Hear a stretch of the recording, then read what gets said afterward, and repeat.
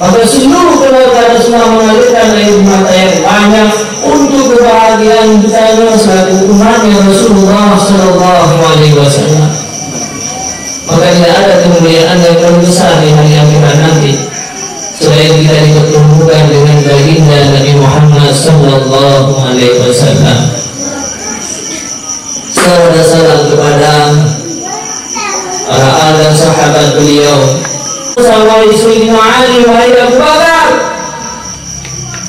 maka aku sangat menginginkan, satu sangat merindukan agar seluruh umatku terampuni pada malam yang penuh dengan kemuliaan ini. Makanya Sayyidina Ali wahai Abu Bakar, bersujudlah engkau mohon kepada lelaki-lelaki yang hidup setelah aku nanti. Ya Aisyah wa ya Fatimah wa Sayyidina Aisyah dan Fatimah bersujudlah kepada Allah, ajarkanlah air mata menangis pada depan Allah, mohon keampunan kepada seluruh wanita-wanita yang hidup nanti sampai di hari akhirat. Maka seluruh keluarga semua mengalirkan air mata yang banyak untuk kebahagiaan kita selaku umatnya Rasul.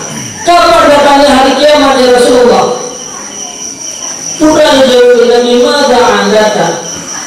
Apa yang kau persiapkan untuk mendapatkan kiamat dengan datangnya hari kiamat? Maka adakan apa yang kau persiapkan? Sehingga orang kami berkata ma'adatu, aku tidak akan mempersiapkan sesuatu. Ma'adatu bika salatu salat wa ma'adatu bika salatu siyam. Aku tidak mempersiapkan banyak sembahyang, banyak ibadat, banyak melakukan kebaikan-kebaikan ya Rasulullah. Walakin ada hubullah wa rasuli. Aku sedang mempersiapkan diriku hanya satu ya Rasulullah, cinta kepada Allah dan cinta kepada Rasulnya Allah. Apa kata Rasulullah? Anta ma'aman ahbabta yushadul mar'u ma'aman ahbabta.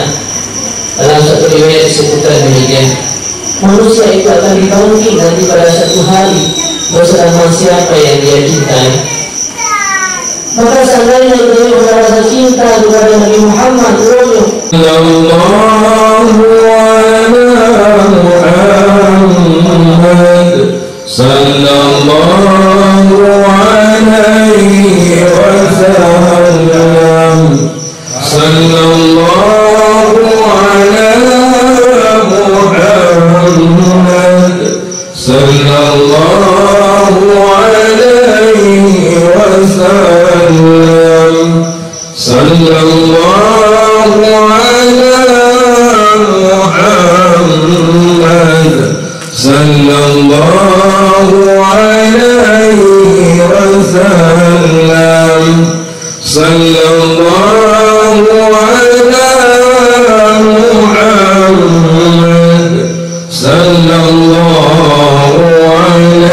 sallallahu alaihi wasallam, sallallahu ala Muhammad, sallallahu alaihi wasallam, sallallahu ala